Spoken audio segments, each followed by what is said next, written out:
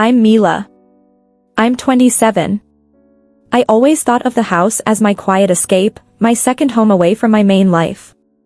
It sat on a peaceful street somewhere between Europe and America, surrounded by calm air and slow mornings.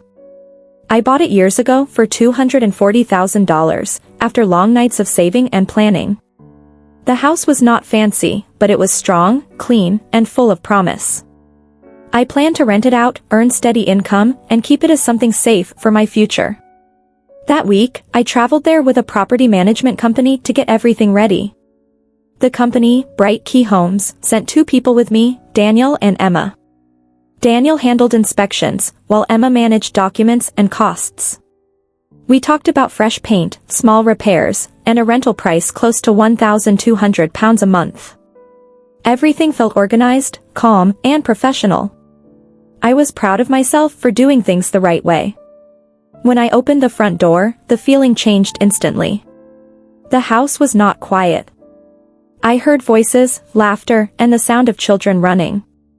Shoes were piled near the wall, bags were on the floor, and toys were spread across the living room. My heart dropped. This was not how the house was supposed to look.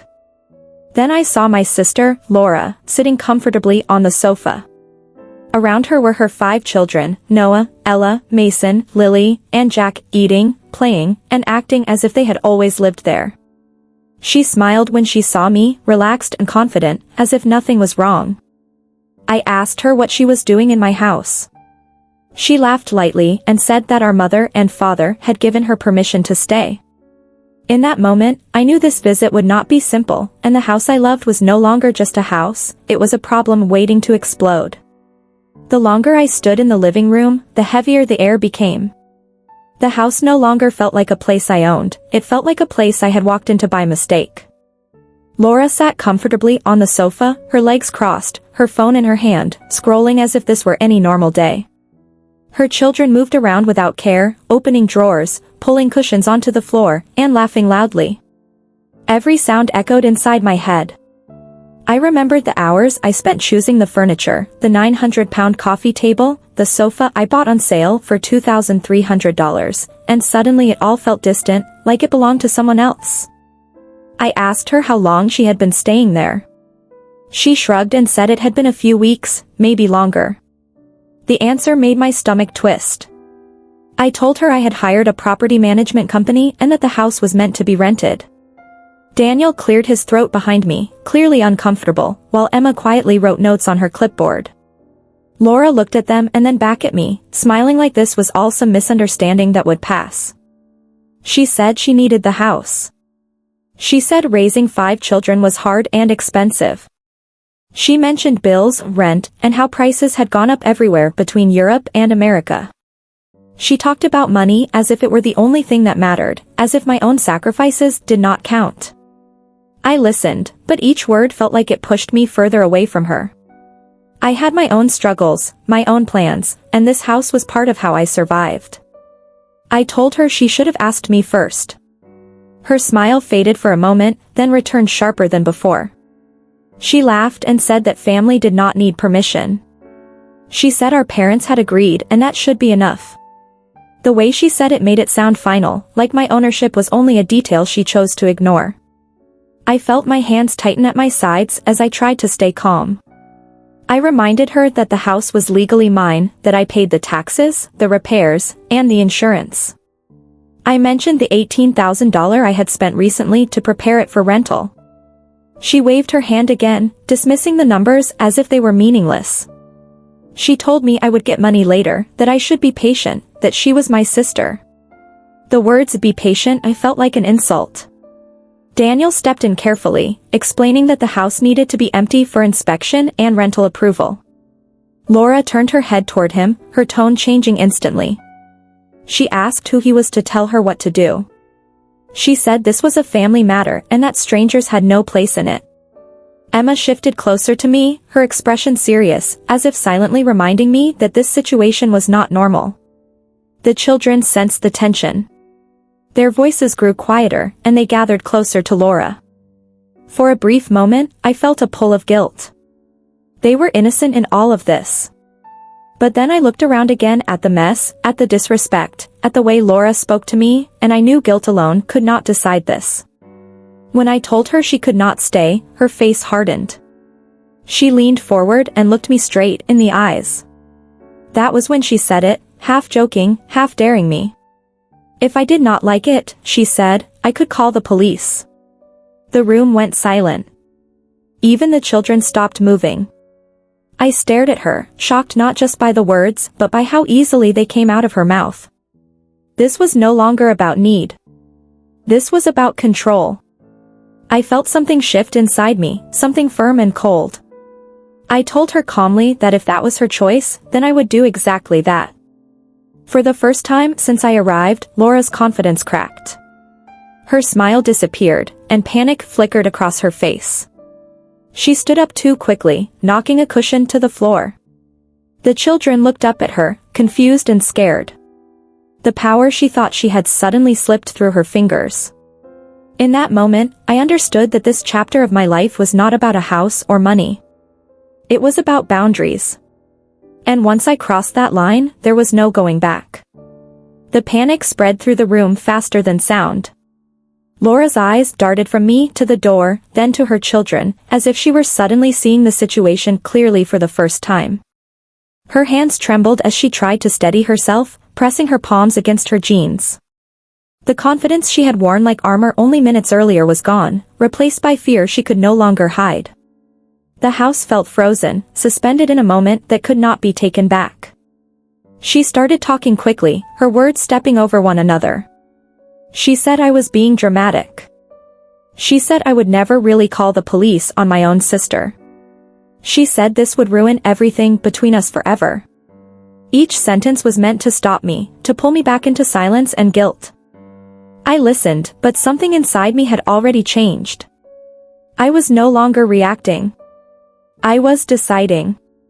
The children stood close together now, watching us with wide eyes. Noah held Lily's hand tightly, and Jack pressed himself against the sofa. Their fear was real, and it cut into me deeper than Laura's words ever could. I told myself again that this was not their fault. They did not choose this fight. But they were being used as a shield, and that made my chest ache with anger and sadness mixed together. Laura's voice broke as she asked where they would go. She said she had nowhere else, that she trusted this place to keep them safe. For a moment, I remembered us as children, sharing rooms, sharing secrets, believing we would always protect each other. That memory almost softened me. Almost. But then I remembered the laughter, the challenge, the way she dared me to call for help like it was a joke. Daniel spoke again, calmly and clearly. He explained the legal reality, the risks, the consequences if this situation continued. He was not cruel. He was not threatening. He was simply honest. Laura turned on him sharply, accusing him of turning me against her.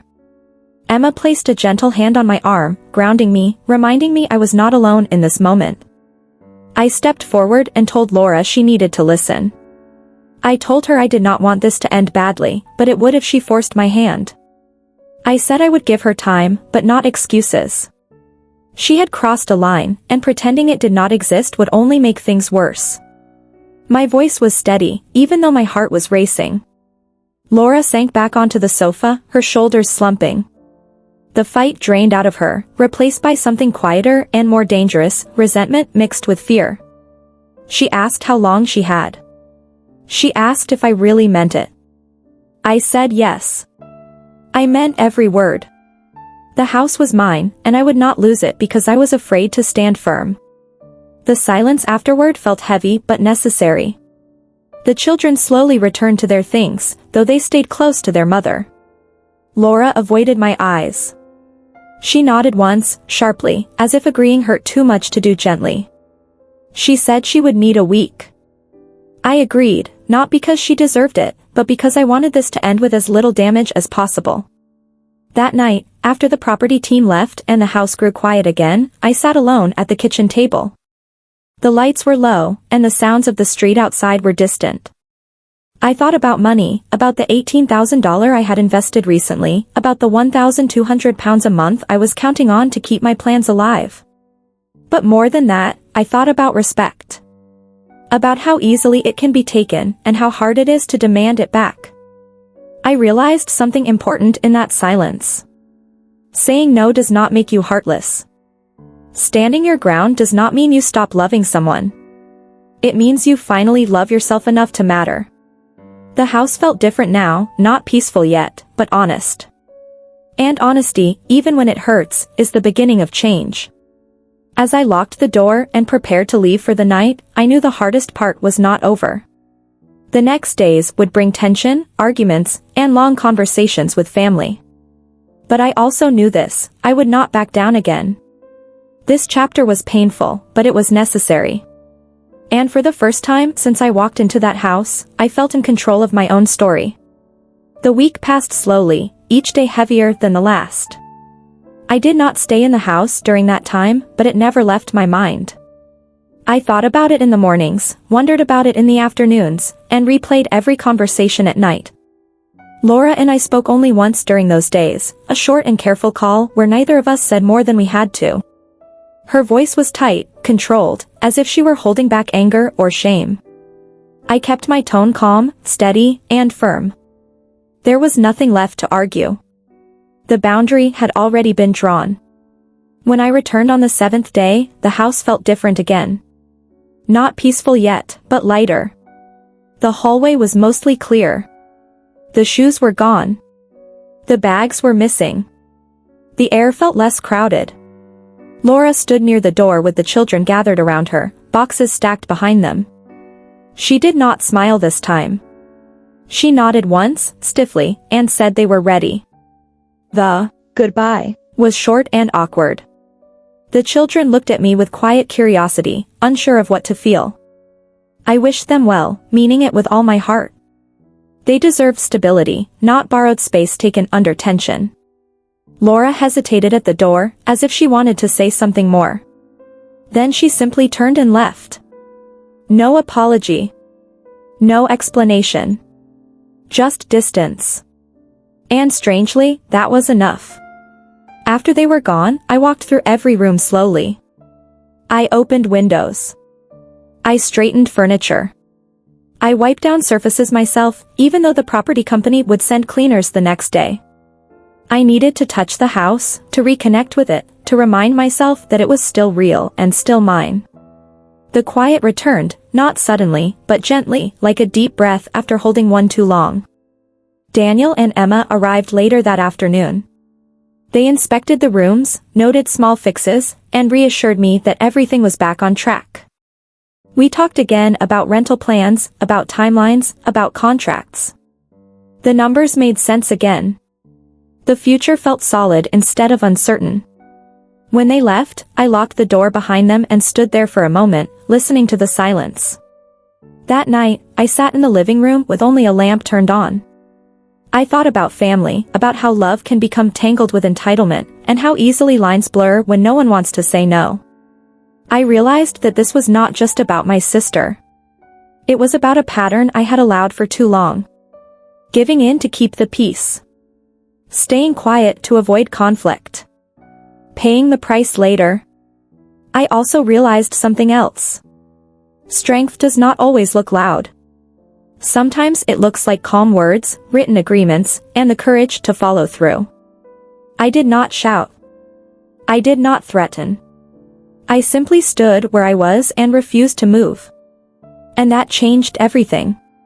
In the weeks that followed, the house was rented to a quiet couple. They paid £1,200 each month on time and treated the place with care.